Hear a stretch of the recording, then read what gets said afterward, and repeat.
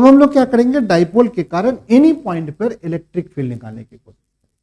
क्या है कि डाइपोल बना लेते हैं, उसका एक एनी पॉइंट के बारे में समझ लेते हैं। चलो ये हमारा डाइपोल हो गया, इसको क्या लिखा बताओ, प्लस क्यू चार्ज या माइनस क्यू चार्ज लिखते हैं। इसको क्या लिखते हैं बताओ, प्लस क्यू चार्ज। और ये सेंटर बना लिया, ये सेंटर ओ बना लिया, और एनी पॉइंट हम यहाँ पी माना। एनी पॉइंट करने का मतलब कि नहीं एक्सियल पॉइंट है नहीं इक्वेटोरियल पॉइंट, एनी पॉइंट। और ये थोड़ा सा बियॉन्ड है, सिलेबस में नहीं है, पर आईआईटी के सिलेबस में, जेईई के सिलेबस में आएगा एनी पॉइंट। ठीक है बेटी। अब एनी पॉइंट के लिए क्या करेंगे, यहां से एक इलेक्ट्रिक फील्ड लाइन ऐसे बना देंगे सेंटर, सेंटर से ये डिस्टेंस, क्योंकि आपने सीखा है कि डाइपोल में सेंटर से ही इलेक्ट्रिक फील्ड निकाली जाती है, सेंटर से ही डिस्टेंस क्या होता है। चलो भाई, अब ये डाइपोल मोमेंट है हमारा, ये हमारा डाइपोल मोमेंट, डाइपोल मोमेंट हमारा पी है, पी वेक्टर है। ठीक है, पी वेक्टर का डायरेक्शन ऐसे, पी वेक्टर का मैग्नीट्यूड आपको पता है, पी वेक्टर का मैग्नीट्यूड कितना है बताओ, पी वेक्टर का मैग्नीट्यूड क्या है बताओ बच्चा पाटी, q इंटू 2x। और हम क्या करना चाह रहे हैं कि इलेक्ट्रिक फील्ड का एक्सप्रेशन निकालना चाह रहे हैं at any point, electric field का एक्सप्रेशन निकालना चाह रहे हैं due to dipole, electric field का एक्सप्रेशन निकालना चाहते हैं, फील्ड का हम एक्सप्रेशन निकालना चाहते हैं, एक्सप्रेशन निकालना चाहते हैं due to dipole at any point, due to dipole, dipole at any point, at any point, any point मतलब कि वो कोई भी पॉइंट हो सकता है। यानी ये एक्सप्रेशन को हम क्या कर सकते हैं, कन्वर्ट कर सकते हैं किस में, एक्सियल पॉइंट में भी, इक्वेटोरियल पॉइंट पर भी, और एनी पॉइंट पर तो एनी पॉइंट है। इसके लिए क्या करना पड़ेगा, हमने पी पॉइंट लिया, सेंटर से हमने आर डिस्टेंस पे एक बी पॉइंट लगा लिया, एक डाइपोल लिख लिया, और ये एंगल को हमने थीटा मान, इस एंगल को हमने क्या मान लिया, थीटा, इस एंगल को हमने थीटा। ठीक है, अब इस थीटा एंगल को अगर हम कम करेंगे, ये वाला पॉइंट क्या होगा बताओ, एक्सियल पॉइंट पर पॉजिटिव चार्ज के पहले आ। ठीक है, अगर हम यहां जाते हैं नेगेटिव चार्ज के पास में आ जाए, या नेगेटिव चार्ज के इधर आ जाए, एक्सियल पॉइंट पे आ जाएगा, या तो एक्सियल पॉइंट पे यहां पर पहुंच सकते। थीटा यहां पर क्या होगा, कम होगा तब होगा, अगर थीटा यहां पर ज्यादा होगा तो क्या होगा, डाइपोल के क्रॉस थीटा ऐसे जाएगा तो हमारा क्या होगा, ये हमारा एक्सियल पे पहुंच सकता है। थीटा अगर 90 पर होगा तो हमारा इक्वेटोरियल पे भी पहुंच जाएगा। अब ये पी का डायरेक्शन, पी हमारा इस डायरेक्शन है ना, पी इस डायरेक्शन, हम पी को रिजॉल्व कर लेते हैं दो कंपोनेंट में। पी को कैसे रिजॉल्व करेंगे, इस डायरेक्शन में, डायरेक्शन में हमारा पी रिजॉल्व होगा। कोई बच्चा बताएगा इस डायरेक्शन में पी का कंपोनेंट क्या बनेगा, है? ये जो पी वेक्टर है इसके, तो पी कॉस थीटा ये बन जाएगा, नहीं बन जाएगा, पी कॉस थीटा। इस लाइन के अलोंग अगर वो थीटा डिग्री का एंगल है तो हमारा इस डायरेक्शन में डाइपोल मोमेंट करके पी कॉस थीटा हो जाएगा। और इसके परपेंडिकुलर डायरेक्शन में, इसके परपेंडिकुलर डायरेक्शन में, इसके अलोंग जो होगा ये जो होगा वो क्या बनेगा बताओ, पी साइन थीटा। अब थोड़ी देर के लिए ये वाला जो डाइपोल है ना, ये वाला डाइपोल, ये जो हमारा डाइपोल था, ये जो हमारी डाइपोल, ये जो हमारी डाइपोल, ये जो डाइपोल है ना हमारी, इस डाइपोल को भूल जाओ, इस डाइपोल को थोड़ी देर के लिए भूल जाओ। इस डाइपोल का डाइपोल मोमेंट को जो रिजॉल्व किया ना, अब उसके बारे में सोचो। अब जो रिजॉल्व किए हो जो डाइपोल, वो डाइपोल कैसा दिख रहा है बताओ, ये डाइपोल हमारा, एक डाइपोल इसका ऐसा दिख रहा है, ये दिख रहा है, और एक डाइपोल ऐसे दिख रहा है। यानी ये जो डाइपोल था, जो रेड वाली डाइपोल थी, वो इसके दो कंपोनेंट, एक ऐसे बन गया और एक ऐसे बन गया। अब ये पी पॉइंट के बारे में सोचो, अब ये पी पॉइंट, ठीक है, ये जो पी पॉइंट है, इस पी पॉइंट जो है ना, इस वाले डाइपोल के कॉल, इस वाले डाइपोल, ये जो डाइपोल पी कॉस थीटा, इसके बताओ ये पी पॉइंट किस पॉइंट पे है, एक्सियल पॉइंट पे नहीं है, नहीं बेटा, ये वाला डाइपोल पी कॉस थीटा के लिए, पी कॉस थीटा डाइपोल के लिए, P cos theta dipole, P cos theta dipole, P cos theta dipole dipole के लिए, डाइपोल के लिए जो हमारा पी पॉइंट है, पी पॉइंट है, पी पॉइंट है, ये पी पॉइंट एक्सियल पॉइंट, ध्यान से देखो एक्सियल। और पी साइन थीटा डाइपोल के लिए, पी साइन थीटा डाइपोल के लिए, जिसके कंपोनेंट है ना डाइपोल के लिए, डाइपोल के लिए हमारा जो पी पॉइंट है, पी पॉइंट जो है इक्वेटोरियल। आई एम राइट या रॉन्ग? बोलो यार, हम राइट है कि रॉन्ग है?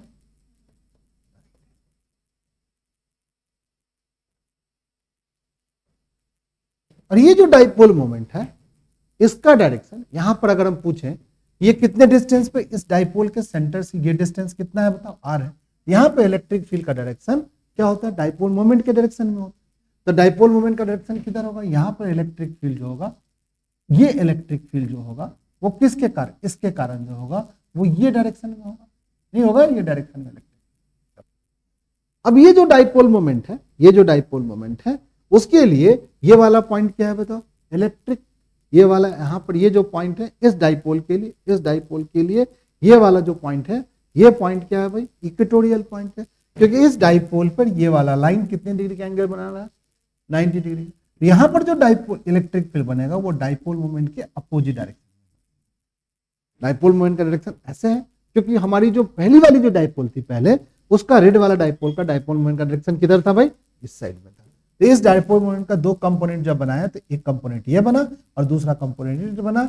इस कंपोनेंट के लिए ये वाला पॉइंट एक्सियल पॉइंट है और इस कंपोनेंट के लिए ये वाला पॉइंट इक्वेटोरियल पॉइंट है। इक्वेटोरियल पॉइंट पे जो इलेक्ट्रिक फील्ड बनती है वो डाइपोल मोमेंट का अपोजिट डायरेक्शन में बनती है। तो इलेक्ट्रिक फील्ड ऐसे बनेगी। ये दोनों के बीच का एंगल 90 है, तो नेट इलेक्ट्रिक फील्ड क्या बनेगी? ठीक है, चलिए भाई।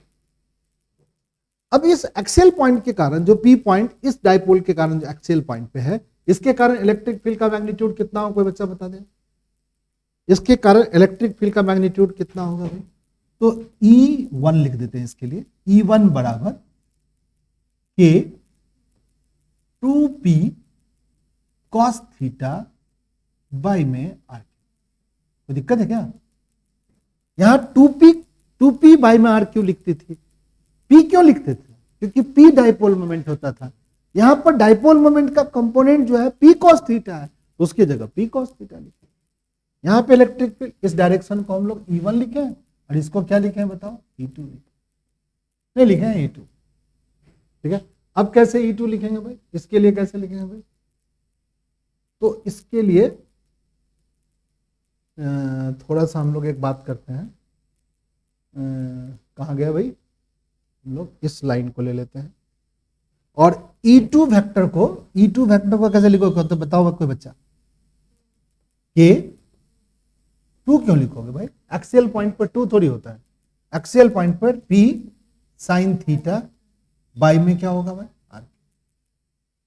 ठीक है, अब इन दोनों वेक्टर को, ये भी वेक्टर है, ये भी वेक्टर है। अब net electric field at P point निकालना पड़ेगा। Net electric field at P point. तो net electric field at P point क्या होगा बताओ? Net electric field at P point. P net कैसे निकालेगा भाई? P नेट बराबर इन दोनों वेक्टर को जोड़ेगा। E1 वेक्टर में ऐड करेगा किसको? E2 vector.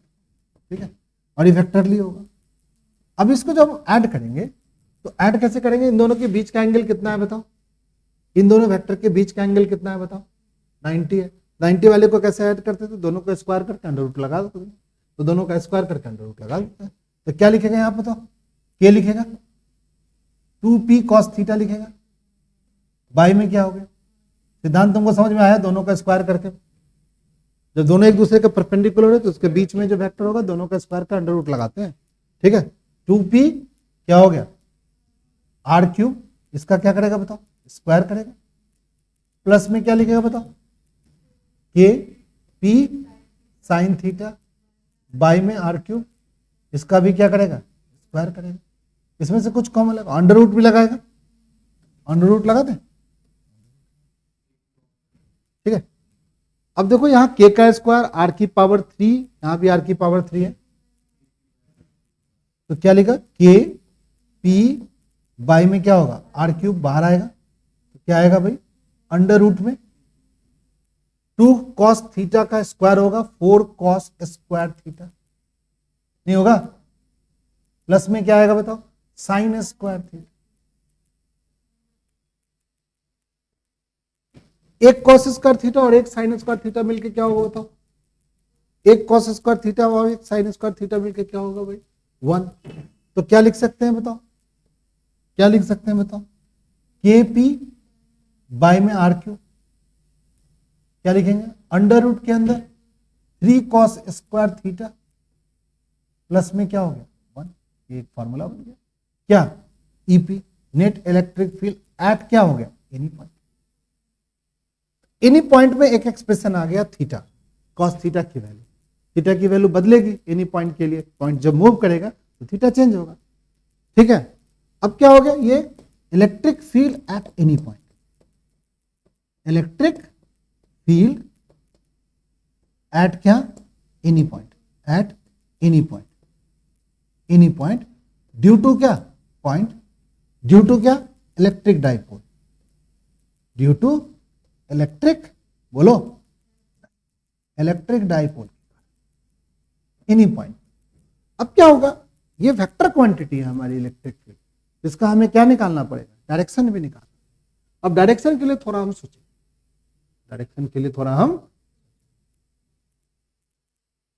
डायरेक्शन के लिए हम थोड़ा सोचें, डायरेक्शन के लिए थोड़ा हम सोचें,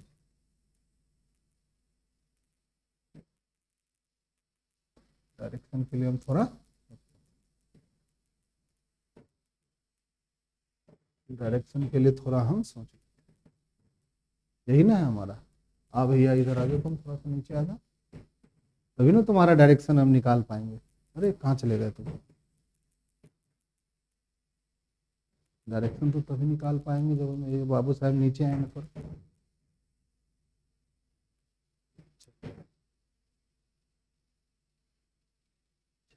ये डायरेक्शन निकाल सकते। अब देखो यहां पर क्या है, डायरेक्शन जो निकालेंगे वो जनरली डायरेक्शन के लिए या तो ईस्ट वेस्ट, जनरली हमारे दिमाग में क्या आता है कि डायरेक्शन का मतलब ईस्ट वेस्ट नॉर्थ साउथ, ऐसा नहीं होता है। हम थीटा में भी डायरेक्शन क्या कर सकते हैं निकाल सकते हैं।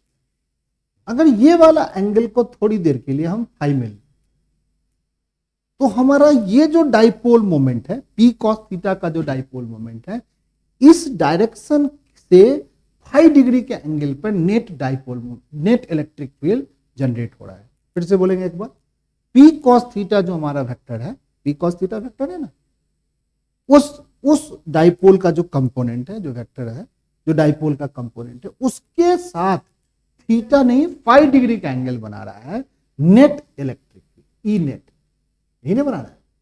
इसी का फाई एंगल निकालना है, तो फाई एंगल निकालने के लिए tan फाई का फॉर्मूला यूज कर सकते हैं, नहीं कर सकते हैं। तो फॉर डायरेक्शन और नेट इलेक्ट्रिक फील्ड जिस पॉइंट पे है वहां पर नेट इलेक्ट्रिक फील्ड का कुछ तो डायरेक्शन होगा। तो रेफरेंस के लिए हम क्या लिया, पी कॉस थीटा के अलोंग कितने डिग्री का एंगल है, तो पी कॉस थीटा के अलोंग जो tan डायरेक्शन के लिए tan फाई जो है वो क्या लिखेंगे भाई, परपेंडिकुलर बाय हाइपोटेनस। अब यहां से अगर हम ये वेक्टर को हम ऐसे बनाए हैं तो इस वेक्टर का यहां से एक ऐसे लाइन खींचेंगे तो ये वाला वेक्टर जो होगा वो इस वेक्टर के क्या होगा बताओ, बराबर होगा। यानी ये वेक्टर जो ये E2 वेक्टर के बराबर है। E2 वेक्टर को E1 वेक्टर से क्या कर देंगे बताओ, डिवाइड कर देंगे। E2 वेक्टर को E1 वेक्टर से डिवाइड कर देंगे। E2 वेक्टर को हम लोग क्या कर देंगे भाई, E1 बोलो, E1 से डिवाइड कर देंगे। समझ गया। अब देखो क्या है, E2 कितना था, कोई बच्चा बताएगा E2 कितना था, चलो ऊपर देख लेते हैं E2 कितना था। E2 क्या था भाई, E2 हमारा क्या था, KP साइन थीटा बाई में क्या था, क्योंकि ये तो हमारा एक्सियल पॉइंट पे है ना, तो एक्सियल पॉइंट पर हम लोग क्या लिखेंगे भाई, KP साइन थीटा बाई में आर क्यूब। इसको डिवाइड करना है किससे, KP चलो 2 कॉस थीटा बाई में, अब ध्यान से देखो, आर क्यूब से आर क्यूब कट गया, के से के कट गया, पी से पी कट गया, तो tan फाई बराबर क्या होगा 1/2, नहीं हो गया 1/2 tan थीटा। यही तो रिलेशन बन, नहीं बन गया? है कि नहीं मजेदार? नहीं मजेदार है? इस पे आएगा आपको सवाल है, इस पे आएगी चीजें, इस पे आएगा कॉन्सेप्ट, ठीक है। परंतु ये बातें कब समझ में आएगी? मान लो जेई मेंस का क्लास ले रहा है कोई टीचर, डायरेक्ट करा है कि ये वाला एक्सप्रेशन आज मैं तुमको बताऊंगा, तो you have to know about the axial equatorial point, you have to know the component का रिजोल्यूशन, तब जाकर के आपको ये वाला कॉन्सेप्ट क्या होगा। अब ये आप शॉर्ट नोट में ये वाला फॉर्मूला डाल लो, तो डाइपोल के एनी पॉइंट पे जो हमारे इलेक्ट्रिक फील्ड का जो डायरेक्शन होगा वो tan फाई का फॉर्मूला 1/tan थीटा के बराबर होगा। थीटा क्या है भाई? वो एंगल है जिसमें मेन डाइपोल बेंड किए थे, ठीक है। मेन डाइपोल को ये मेन डाइपोल था, इस मेन डाइपोल को हमने क्या किया था, थीटा डिग्री का ये एंगल दिया था, जो आर डिस्टेंस, ये जो पी पॉइंट था, इस पी पॉइंट पर जो हमने पी पॉइंट के लोकेशन को जस्टिफाई करने के लिए हमने थीटा और आर जो जस्टिफाई किया था, ये तो हमें गिवन होगा। तो अगर ये गिवन होगा तो tan थीटा की जो वैल्यू उसकी 1/2 जो टाइम जो होगा उसके लिए जो tan फाई की वैल्यू आएगी वो एंगल हमारा क्या होगा, पी कॉस थीटा के अलोंग उतने डिग्री से बेंड होकर के हमारी इलेक्ट्रिक फील्ड बनेगी, ठीक है ना। समझा कि नहीं समझा? इस तरीके से direction of electric field at any point को हम समझ सकते हैं, ठीक है। तो आज की थोड़ा सा जो एडवांस क्लास हुई वो ये वाली क्लास थी, इस पे सवाल बन सकते हैं, इस पे अच्छे सवाल बन सकते हैं। और अब तुम एक छोटी सी एक बात कि अगर इस एक्सप्रेशन को हम एनी पॉइंट वाले एक्सप्रेशन को हम एक्सियल पॉइंट या इक्वेटोरियल पॉइंट वाले एक्सप्रेशन में क्या सर हम कन्वर्ट कर सकते हैं? नो डाउट तुम कन्वर्ट कर सकते हो भाई। केस बना लो, थीटा को क्या लिख लो बताओ? 0 डिग्री। थीटा क्या होगा बताओ? 0 डिग्री। केस बना ले। थीटा अगर 0 डिग्री है तो ईपी की वैल्यू कितनी होगी बताओ? कॉस 0 डिग्री क्या होता है बताओ? 1 हो तो के हो गया, ये पी हो गया, नहीं हो गया? कॉस 0 डिग्री क्या होता है? 1 हो गया, तो 1 हो गया तो ये 3 और 1 क्या मिलकर हो गया? 4 हो गया। 4 का अंडर रूट क्या हो गया? 2 हो गया, या 2 लिख लो। बाई में क्या हो गया? ठीक आ तो गया एक्सियल पॉइंट पे, ही तो इलेक्ट्रिक। चलो भाई, ये डाइपोल था, इस डाइपोल पे ये माइनस का चार्ज था और ये क्या था बताओ? प्लस का चार्ज, ठीक है। और हमारे इलेक्ट्रिक अभी हम लोग कहां पर, जब थीटा 0 डिग्री है तो हम यहां पर पी पॉइंट पर पहुंच गए, ठीक है। अगर हम कहेंगे कि नहीं भाई थीटा को 180 रखेंगे तो सर तो क्या प्रॉब्लम होगा सर? तो तुम थीटा को 180 जब रखोगे, थीटा को जब 180 रखोगे तब आप कहां पहुंचोगे? थोड़ा सा देख ले, देख लीजिए सर। माइनस का क्यू है, ये प्लस का क्यू है, ऐसे ना बनाया हमने डाइपोल को, माइनस का क्यू प्लस का क्यू बनाया था dipole moment, main dipole moment हमारा ऐसे होता था। अब हमारे पास यहाँ पर पॉइंट अभी हम पहुंच चुके हैं जब थीटा हमारा 0 डिग्री है। अब हम केस क्या बनाते हैं भाई? सेकंड बनाते हैं। केस हमारा 180 का, यानी हम थीटा बराबर क्या लिख रहे हैं बताओ? 180 लिख रहे हैं। तो ये जो पी पॉइंट यहाँ पर था ऐसे बनाया था, अब ये घूम के कहाँ पहुंच गया? यहाँ पहुंच, ये वाले पॉइंट, ठीक है। ऐसे केस में हमारा ईपी की वैल्यू कितना होगा भाई? ईपी की वैल्यू इस बार जो हमारा ये पी पॉइंट है नियर टू क्या होगा? Positive charge. अब क्या होगा? Near to negative charge. देखो क्या होगा? ईपी वेक्टर क्या हो गया बताओ? के हो गया, बोलो पी हो गया। कॉस 180 कितना होता है बताओ? कॉस 180, कॉस 180 -1, ठीक है, बोल रही सही बोल रही है।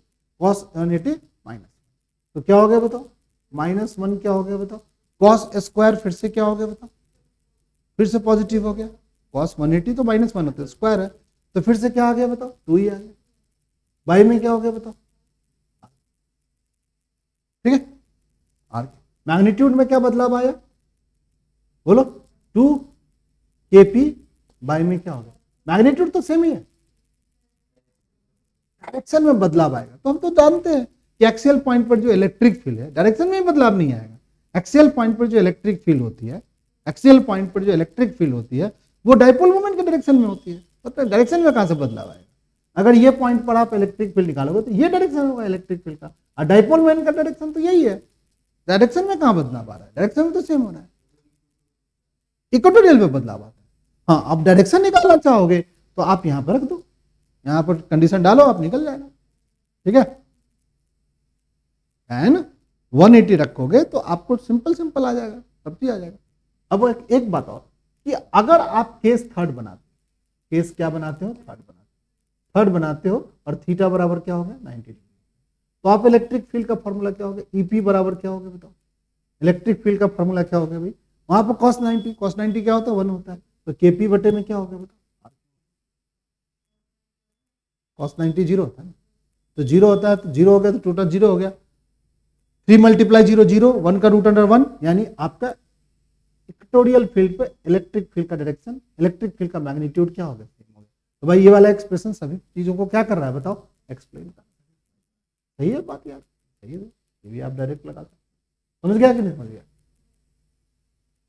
इस तरीके से आप चीजों को अब ऐसे ऐसे करके जितने भी आपके एनसीईआरटी बुक में जो कॉन्सेप्ट है अगर आप सही कर लेते हो यू गेट पक्का रिजल्ट, अदरवाइज बेटा आप भटकोगे, आपको वो चीज नहीं मिलेगा जो चीज आपको चाहिए। पहले मैं ये सारा चीजों को करवाऊंगा, सारी चीजों को इसको बताऊंगा, सिलेबस को खत्म करूंगा, पहले सिलेबस देन आफ्टर जो है चीजों को क्या करोगे आप जस्टिफाई करोगे। अगर आप कर पाओगे और उसके लिए एक कॉपी बनाइए, जब तक ये कॉपी नहीं बनाओगे आप सही चीजें सही से नहीं करोगे, कुछ नहीं होने वाला है। ठगने वाला काम इंस्टीट्यूट श्रीवास्तव क्लासेस में तो नहीं होगा कि बच्चों को झूठी तसल्ली दिलाई जाए कि बेटा तुम ये कर लोगे, ये तीर मार लोगे, वो तीर मार लोगे, यहां मार दोगे, वहां मार दोगे, ये सब सारी बातें क्या है, गलत है। बेसिक चीज को अगर पकड़ के चलेंगे लाइफ में तो हम सीख जाएंगे। ठीक है, तो आज की क्लास यहीं पर खत्म करेंगे, नेक्स्ट क्लास में और बात करेंगे।